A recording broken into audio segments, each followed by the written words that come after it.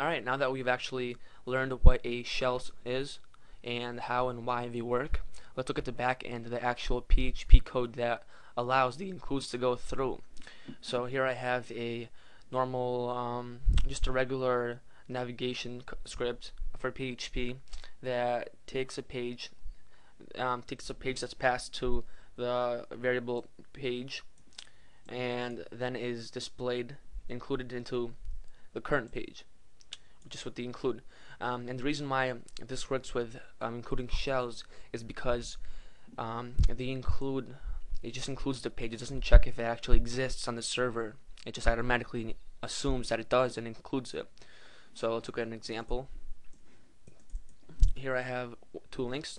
The first link is for the example, and when I click on it, it goes to rfi.php, which is this is the page rfi.php, and page equals hello.php. So this is hello.php is being passed to rfi.php and is included into rfi.php. Now rfi.php is just this part. This is the main page, and if I go back to the original and I scroll down, you'll see that this is the main page.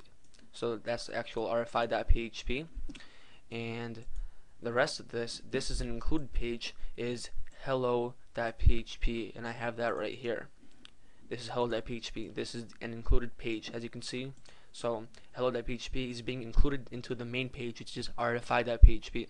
So what if I passed my own URL here? For example, the shell I uploaded to webs.com.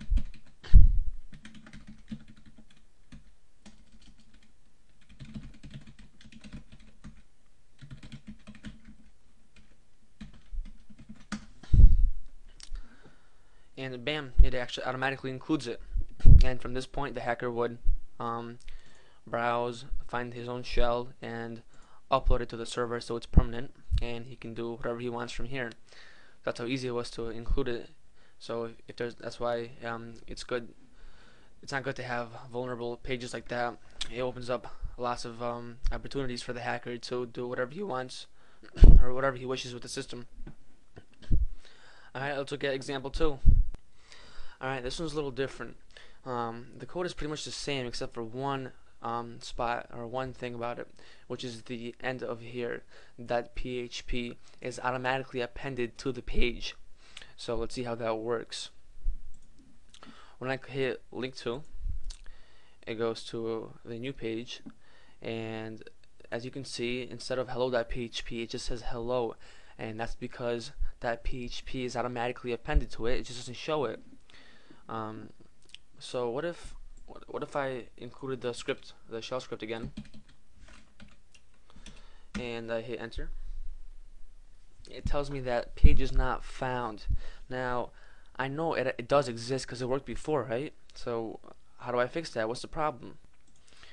Well, if you remember what I just said, it automatically appends that PHP but just doesn't show it. So what happens is it's actually adding a .php to the end of the .php. So the page is cnn9.php.php. So obviously it does not exist. And to be able to check this, actually see if this is actually what's going on, is by putting in like a random page that doesn't exist, like asdf.php, and hitting enter. You'll get an error here and says include asdf.php.php. So this right here proves and tells you that it's automatically appending in that PHP. So you have to go around that. And in the example I showed you, I put in hello and it opened up hello.php, but when I added hello.php, it gave me an error telling me that hello.php.php could not be included. So if you think about it, the first way is pretty common sense, and well, I'll show you right now.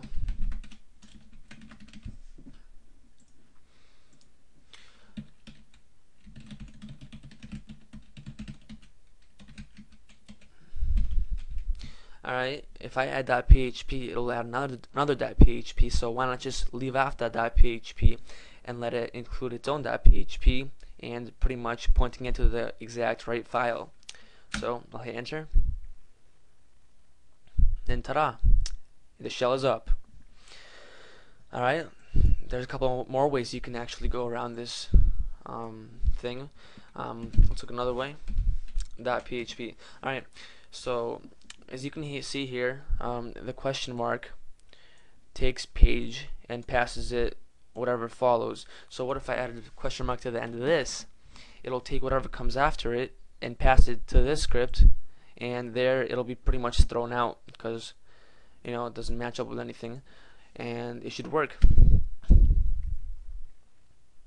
Bam, perfect.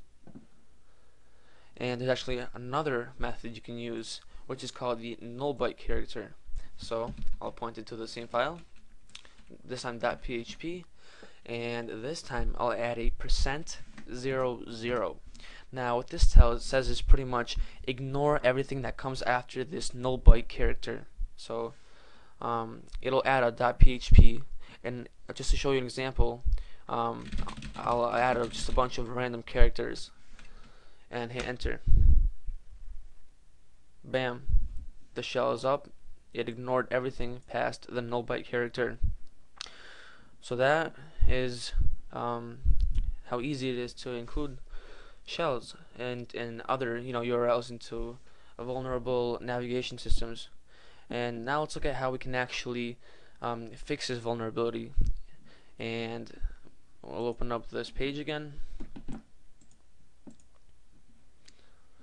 Alright, as you can see, it's taking the page past to the variable page and automatically including it with the include function without checking to make sure first that it exists. It just assumes, like we talked before. Now, how do we fix this? Well, we can use the case statement, and that's in the PHP programming language like every other one, and compare it to the a bunch of case statements, and I have an example right here. So here's the actual secure code. Here you can see that it's using a switch statement, and it checks if the page variable is set, if anything was passed to page, and then it runs it through the switch statement. And if about was passed to page, then it includes about.php. If contact was passed to page, then it includes contact.php. If absolutely anything else was passed to page, anything at all, it automatically defaults to index.php. So this way, it checks to see if this page exists. If it doesn't, it automatically defaults to index.php. So you can't include anything else. So you have no chance of including a shell. So let's see this working actually. So let's go to fix.php. There's nothing actually on it, but we'll be making our own URLs. So page equals, the first one was contact. Bam, this is the contact page. Now we'll do about, and bam, this is the about page. So it's including it because I'm going through the case statement or the switch statement. Now we'll go to we'll just put in the shell.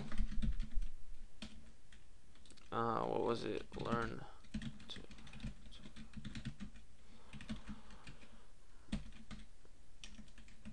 And hit enter. And it looks like it doesn't actually go to this, but it actually just defaults to the index page like I told you it would.